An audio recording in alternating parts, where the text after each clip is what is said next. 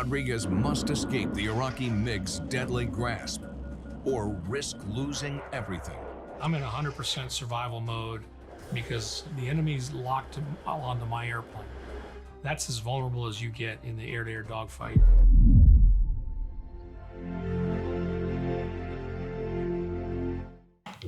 Hi guys, and welcome back to the Storm and Cellar. Today I'd like to give you my perspective on an F-15 Eagle versus a MiG-29 engagement during the Iraq War. Now first, a little bit of history on the MiG-29 itself. It was designed to counter the F-15 and F-16 fighter aircraft in the 1970s. After known espionage and stealing much of the technology from the US, it was fielded in 1982. Now, it's important to note in this video that the original MiG-29 did have its limitations, such as limited range, and it required the pilot to have a more heads down in the cockpit approach to flying the aircraft, which greatly impacts situational awareness.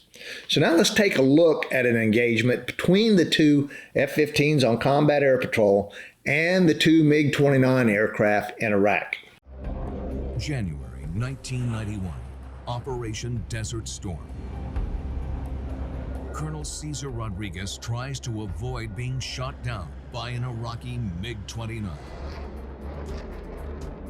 We assumed that this guy was the biggest, baddest dude on the block, and we had to be on our #1 A game to beat them. The MiG-29 was the biggest and baddest enemy aircraft on the block, but its capability was nowhere near that of the F-15. The incoming MiG is just seconds away from blowing Rodriguez out of the sky. The MiG's radar can see me, and so I go strictly into the defensive mode. Went strictly in defensive mode means the pilot screwed up. He saw the MiG late, and now he tries to deny the MiG a missile shot. Rodriguez banks left and dives down fast. If he could confuse the MiG's radar, he might have a fighting chance. MiG-29 radar is meant to look into a blue sky where there's very little clutter. So I want to force his radar to look down into the ground environment. And now the radar's got to recalculate the math to deliver a weapon.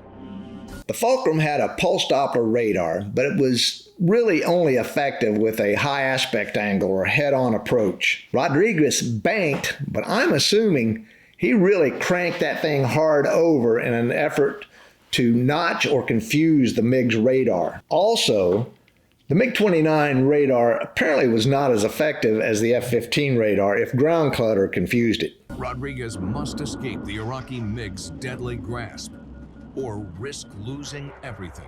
I'm in 100% survival mode because the enemy's locked onto my airplane. That's as vulnerable as you get in the air-to-air dogfight. If the two aircraft was going head-to-head, why was Rodriguez not locking up the MiG as well?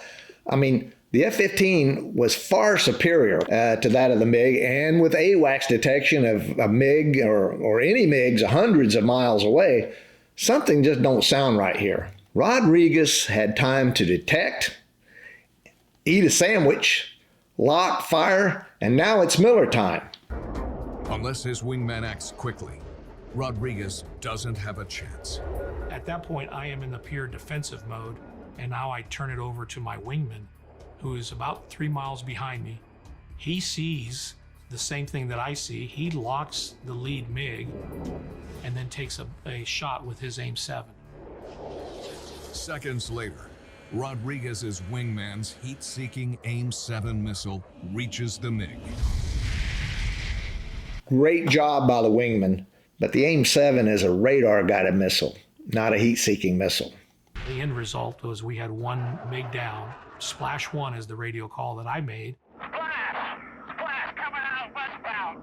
And now we're trying to figure out what's next. What's next is more trouble. The E-3 AWACS alerts Rodriguez to another MiG-29 just 10 miles away. This time, Rodriguez and his wingman won't be caught off guard. I'm still wondering how the F-15s were caught off guard the first time. We have two options. We can turn south and run away, or we can turn north and fight our way through that MiG.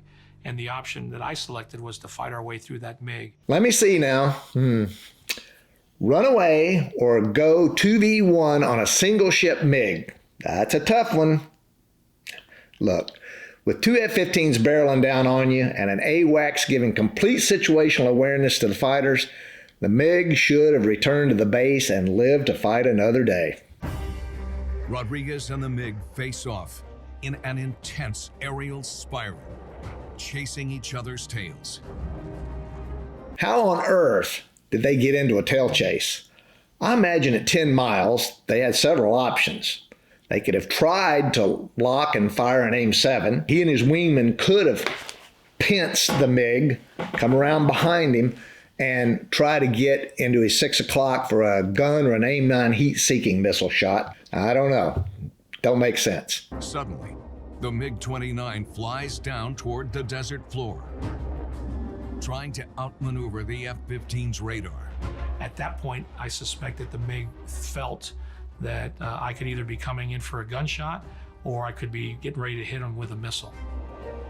Rodriguez watches the MiG take a hard turn back up, but it's too late to escape the momentum down. You can see his afterburners are cooking. You know, he's trying to do everything he can to bring the nose of his airplane through the horizon, but it doesn't happen. He put himself in a no-win solution, which ultimately translated into a fireball on the ground. The last-ditch effort from the MiG pilot may have been to try to confuse the F-15's radar with ground clutter, or he actually tried to get the F-15 to follow him down to the deck and see who could pull out first. Either way, Rodriguez didn't take the bait, and the MiG augured it into the ground.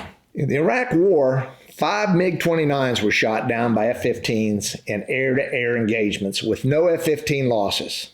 In addition, no F-15 has ever been shot down in an air-to-air engagement by the U.S. or any other country flying the aircraft. This speaks volumes of not only the superiority of the F-15, but the training of its pilots. I hope you enjoyed my take on the F-15s versus the MiG-29 engagement in the Iraq War. If you did, please give me a thumbs up and subscribe to my channel. So until next time, make sure all of your takeoff and landings equal.